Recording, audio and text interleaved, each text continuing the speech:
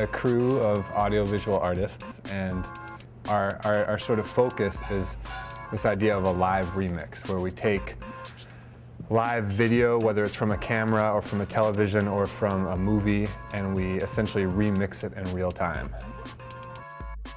Essentially what we're trying to do is like take the television studio and turn up the acid. No matter how big the internet gets, like you look at Nielsen ratings data and people are still watching an average of 4.5 hours of television a day in their living room. So, you know, TV's not dead, and I think it's in the spirit of like the early video artists. They were all about like questioning what was on the TV, deconstructing it.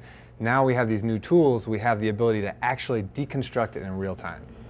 Well, we started from the ground up building this software and hardware package that we use to perform. With our hardware setup, on the right we have the computer that's doing all of our graphics processing and getting the text from the television signal.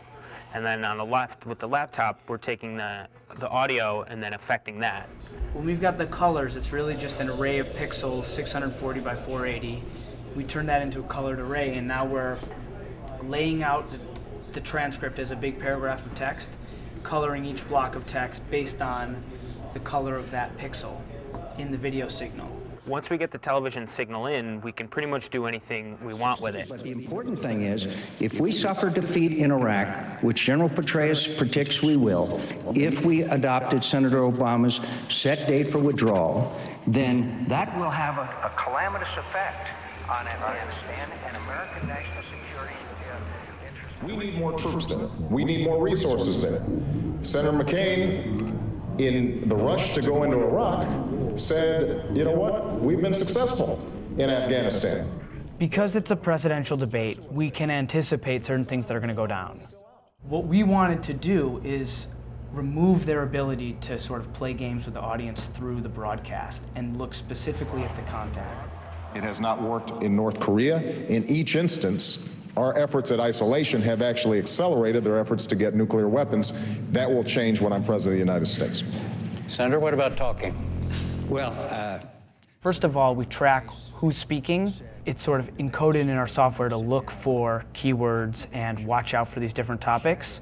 And then anytime the keyword comes up, we can attach that keyword to that speaker, count the number of times the speaker says it, even look at things like how many times a topic is spoken about by each candidate. You know, winter's coming and home heating oil, as it is our national security and the issue of climate change that's so important.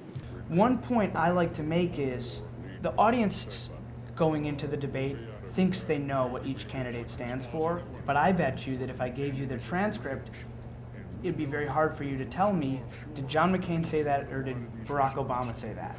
So we removed their face in one instance from the video. We removed the intonation in their voice, so it sounds very monotonous and very difficult to distinguish the candidates. Offshore and exploit a lot of these reserves, it will help at least temporarily relieve our energy requirements and the President of the United States.